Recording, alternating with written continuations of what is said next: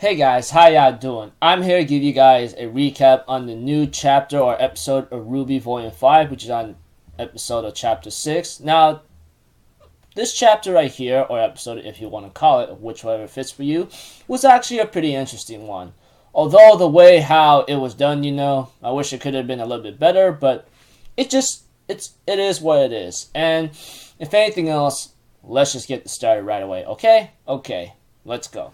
We have to it that Crow himself, for the first at least 7 to 10 minutes, which felt like it, we have to it that Crow is trying to recruit huntsmen or people like his job is supposed to be. And apparently he has no luck. Apparently he went to one place of a bar or something that he asked a guy if he knows a guy named Shiro. But the guy gets angry and tells Crow, like, that guy owes me money. You go find him and bring him here and make sure he pays him. Okay, you got it?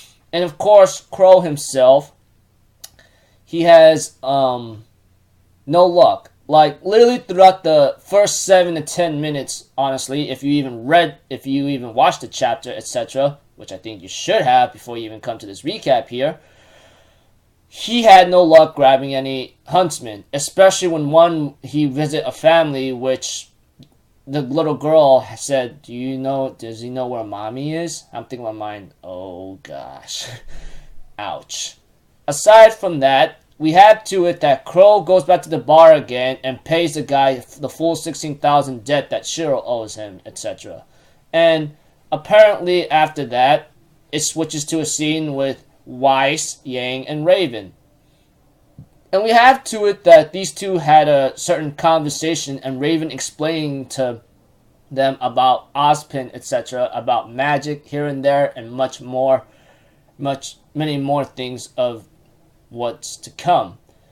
There are many secrets that Raven revealed that, like, she and Crow joined Huntsman Academy to kill Huntsman and not to protect anyone or to gain fame, to get stronger, or to want to protect the world. It was never like that. Crow and Raven, she explained to Yang and Weiss that they entered the academy to kill Huntsman, and the entrance exams were nothing more than nothing more than child's play for them after what they went through in training, etc., which could be understandable.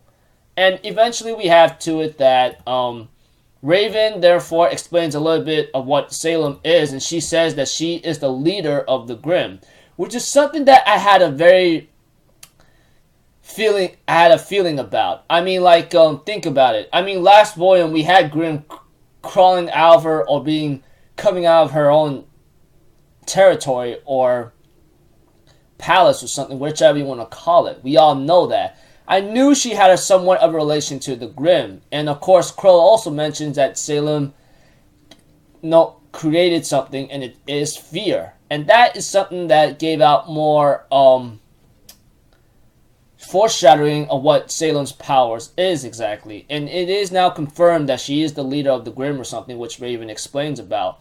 And she also talks about Ozpin a bit, of having to indirectly say that he lived for a long time and he's come back from the dead, and then there's magic here and there. And Raven tries to tell Yang not to do something ridiculous because you're just going to end up being blinded and foolish just like Crow and your father.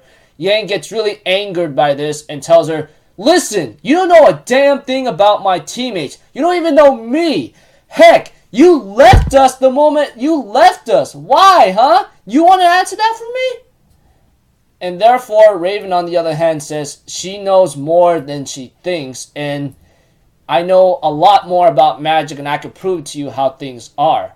And therefore, decides to show Yang and Weiss for a bit about her powers. And of course, Yang herself asks Weiss before Raven shows her Raven form, like bird Raven form. You know what I'm talking about.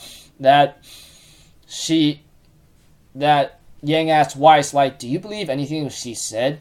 Of course, Weiss didn't believe most of it, but it was hard to believe. I'm thinking in my mind, well, the truth's gonna be stabbing right you in the freaking face should you really hear from someone that you really care about.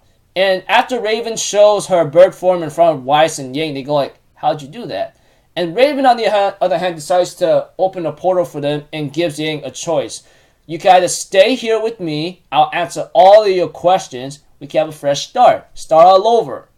Or you could go and join with your uncle and freaking like whatchamacallit, go against an impossible war to stop against Salem. And of course, like Raven does talk about that war to Weiss and Yang in the tent, etc.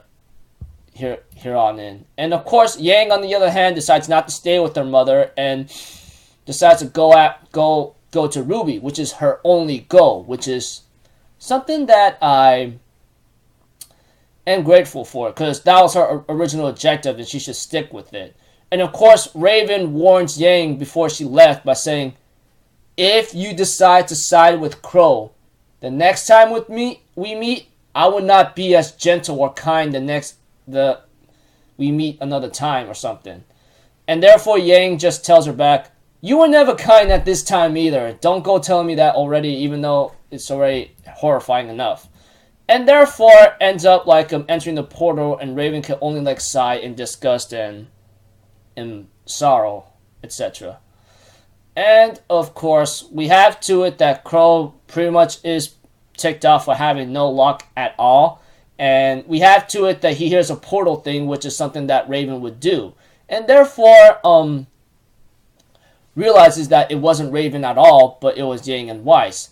RWBY, Nora, Jana, and Ren are like preparing the meals, apparently, and they just need Crow. And RWBY was called by Crow, and of course RWBY was trying to help cook something, then she overcooked it, and then Ren takes over, and then we have to it that RWBY says, hey, I'm sorry for taking so long, and she was carrying a tea set, then she dropped it down to the ground when she saw Yang and Weiss, and RWBY's trying to explain to Yang like, look, I'm sorry for not being able to like bond with you or stay with you, I know you're really angry here and there, but hey, let's talk this out, okay? And then like Yang just didn't say anything, just hugged her and says, I love you, RWBY.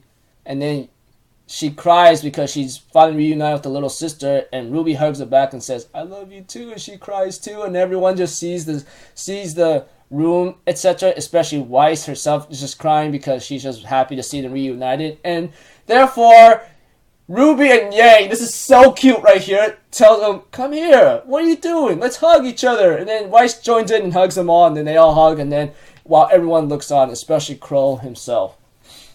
Next chapter or episode, I look forward to see to it that that Ozpin and Crow explaining everything to Weiss and Yang eventually, and of course like what the hell has been going on lately, etc. So yeah, overall chapter and episode was pretty good, although like it was pretty simplistic, etc. Although Raven did have a talk with Raven did tell Yang and Weiss about certain truths about the world, and that's when she realizes how her mind got a little twisted in the end, maybe to understand that it's really impossible here and there. And I could see where like where